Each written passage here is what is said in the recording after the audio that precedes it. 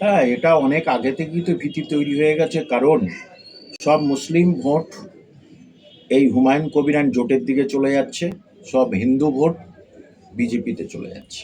তাহলে তৃণমূল পাবেটা কি? দেখা যাচ্ছে ৩ নম্বর জায়গা তৃণমূল নেবে। সেখানে অনেক আগেই ওই বাবরি মসজিদ তৈরির শিলান্যাসের সময় বা ঘোষণার সময় জনৈক অভিষেক বাবুর অফিস থেকে প্রতীক জৈনের সঙ্গে দেখা করলেন হুমায়ুন কবির। ফোন করলো, তাই দেখা করলেন, ২ ঘন্টা আলোচনা করলেন। একটা কথা যে তুমি এখান থেকে তুলে নাও, উনি বলছেন না। তারপরেই আকার ইঙ্গিতে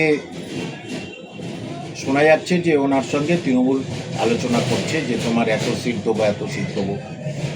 উনি সেখানে রাজি নয়। তারপরে দেখা যাচ্ছে যে গত কালকের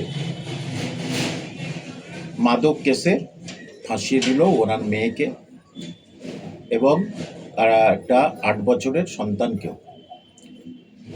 ১১ কোটি টাকা বাজেয়াপ্ত করে দিল, যেরা নাকি মাদক কারবার করত। যদি মাদক কারবার করতো, মাদক কারবার তো এই ১০-১৫ দিনে করেনি, অনেক আগে থেকে করছে।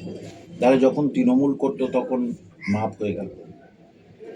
এখন তৃণমূল থেকে বার হয়ে আসলো বলে তার নামে যত কেস কামারি দেবেন, এই যত এরম করবে তত মানুষ এই মমতা ব্যানার্জির মুখোশটা খুলে দিতে পারছে না যে এটা ঘোর অন্যায়। যে ওনার দলের বিরোধিতা করবে, উনি জানেন উনি হারবেন।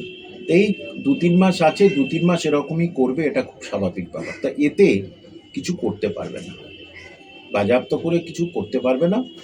এটা তৃণমূলের হতাশা থেকে হচ্ছে, হতাশ হয়ে গেছে, সেই জন্য হতাশা থেকে তৃণমূলের এইটা শুরু।